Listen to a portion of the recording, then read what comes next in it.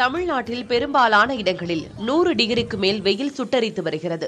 இதனால் வெளி இடங்களுக்கு பயணம் மேற்கொள்வோர் ஏசி கார்களில் செல்வதையே விரும்புகின்றனர்.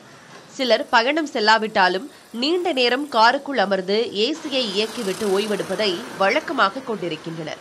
இதிலும் சிலர் நீண்ட நேரம் வெயிலில் இருக்கும் காருக்குள் ஏறியவுடன் ஏசியை ஆன் செய்து பயணிக்கின்றனர்.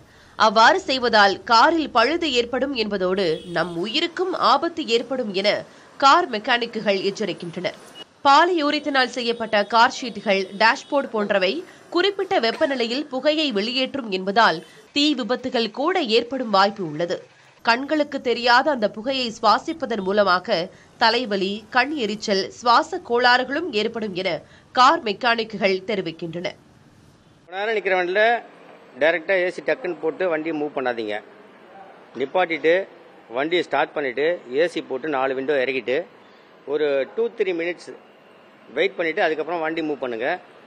நீங்க அப்படியே டைரக்டா மூவ் பண்ணினாக்கா என்னன்னு கேட்டா, விண்டோ டவுன் பண்ணாம மூவ் பண்ணினாக்கா தேவையில்லாத சுவாச பிரச்சனைகள் வரும்.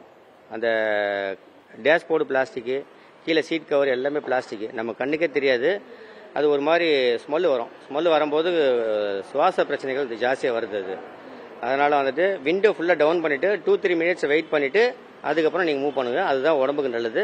இன்னும் சின்ன குழந்தைங்களா இருக்கும்போது டைரெக்டாக மூக்குக்கு நேராக வச்சுப்பாங்க, ஃபேஸுக்கு நேராக சில்லுன்னு வரணும்னு சொல்லிட்டு நினைப்பாங்க. தயவு செய்து பண்ணாதீங்க.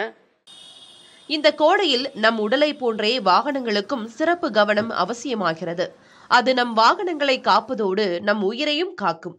புதிய தலைமுறைக்காக ஒளிப்பதிவாளர் ஐயப்பனுடன் செய்தியாளர் முருகேசன்.